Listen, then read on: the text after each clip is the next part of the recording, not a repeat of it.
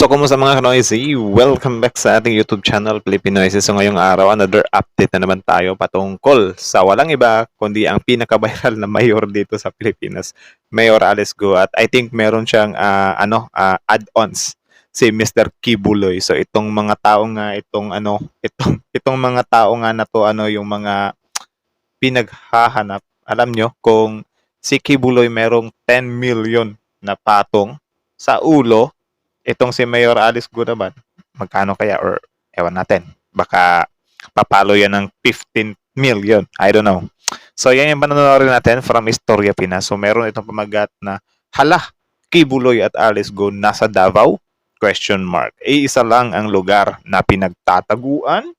Question mark ulit. So, yan yung panonoodin natin, men. So, yun, bago natin simulan, Istorya Pinas, supportahan nyo yan.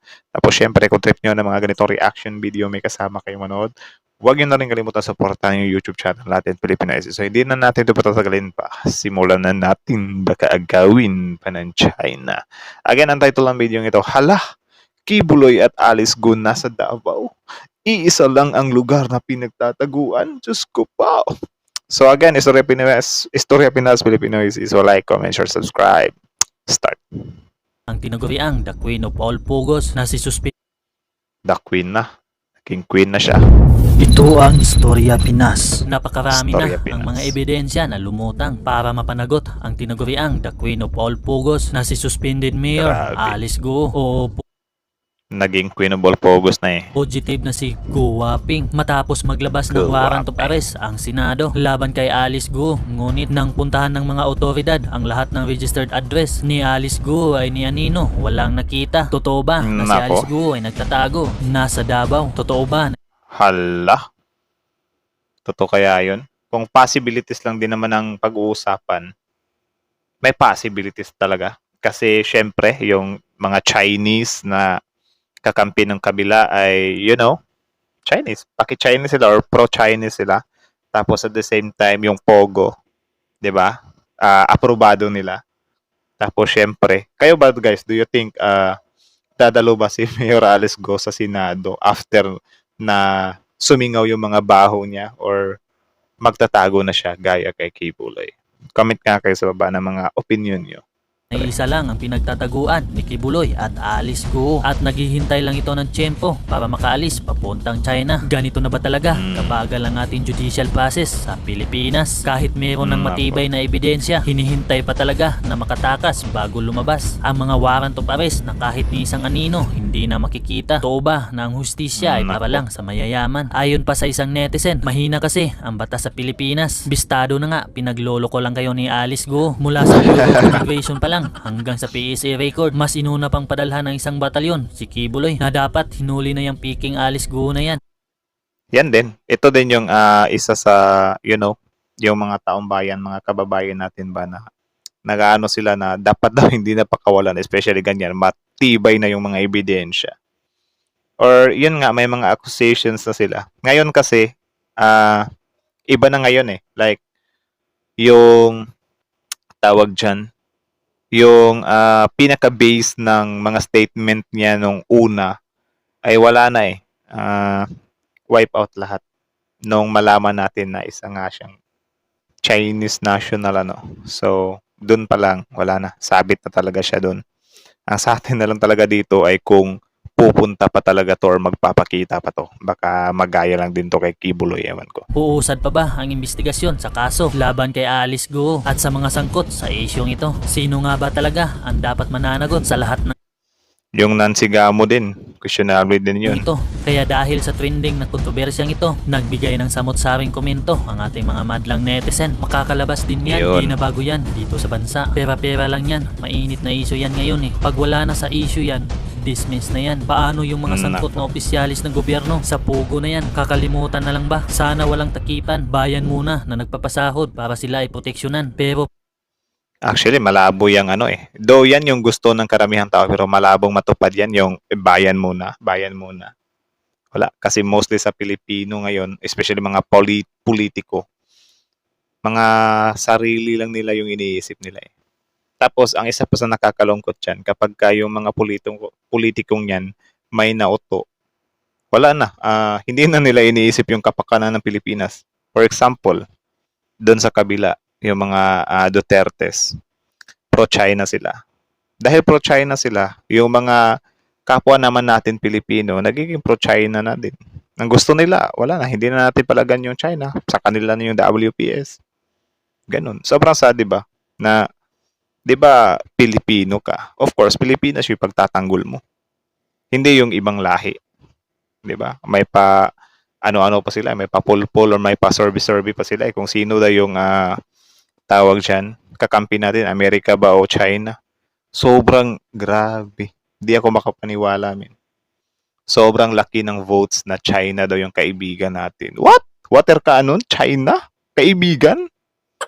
Inayupax. Pinapahamak pala dahil sa mga gahaman ang nagtatakip, kasama na rin imbestigahan mga sangkot na nasa gobyerno. Yan ang gusto naming Nako. makita, otherwise walang silbi. Hilig nyo mag-announce ng warrant of arrest. Kung hindi ba naman kayo mga syunga, hindi nagtatago kayo. Belt arrest of Guo. Tama. Bakit naman kasi na-announce while telegraph your punches? Pag mayaman, Tama.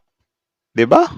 Dapat biglang sinakote eh. Doon pa lang sa part na na hindi na pumupunta sa Senado, nag-i-excuse na lang na may sakit. Tapos nung hinga naman ng certificate from doctor to prove na may sakit siya, wala namang may pakita. 'Di ba? Ang rason lang nila, hindi daw binibigyan ng doktor. Of course, hindi talaga magbibigay yung doktor, especially kapag wala siyang may examine na sakit mo talaga.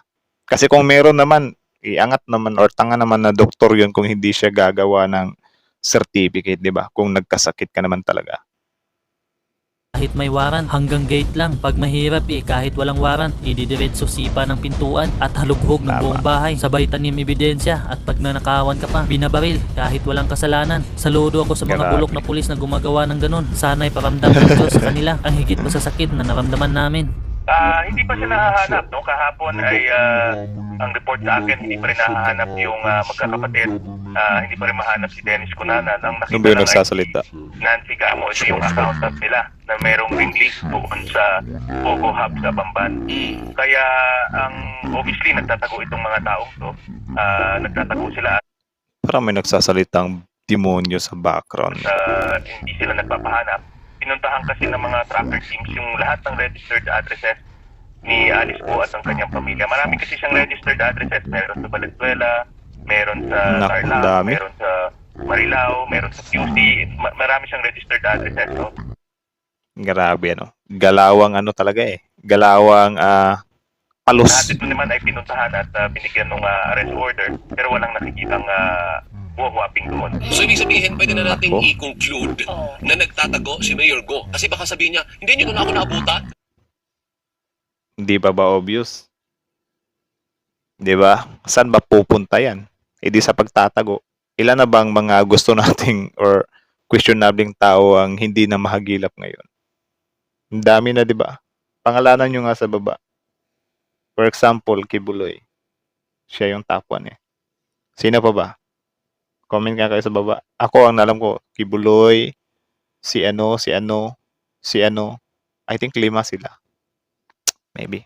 Nandito ako sa bahay ko, nakapay ka, hindi tayo nagkita eh. Well, buong bansa ay alam na merong arrest order eh. Last Friday pa, binabalita na ito. Nung Sabado, inirelease yung arrest order at pinag-usapan rin ito nung pagdilig ng Wednesday. Kaya pagdating sa impormasyon, alam ng buong bayan na merong arrest order. At yung Baka nga gumawa na yan ng ng fake na pagkakakilanlan tapos sumibat na. Baka umuwi na yan ng China, men. May mga nagko-comment dito nasa Davao daw eh. Ano yun kinuha ni Kibuloy na kinuha ni Kibuloy na apprentice. formal na dokumento Saturday, Sunday ay pinaikot para i-receive nung kanyang mga registered addresses. Pero hindi nga siya makita at wala talaga taong nakikita kung hindi yung mga helper doon. Opo. Ako nakikita ko nagtatago talaga siya. Nag-evade siya ng arrest. Pero ang tanong, Sen, andi dito pa kaya sa Pilipinas? Yun Sa lang. impormasyon namin, nandito pa siya. Hindi na siya makakaalis gamit yung ating mga paliparan. Di na siya makakaalis kung illegal yung way ng pag-alis. Paano yung illegal na way ng pag-alis? Di ba?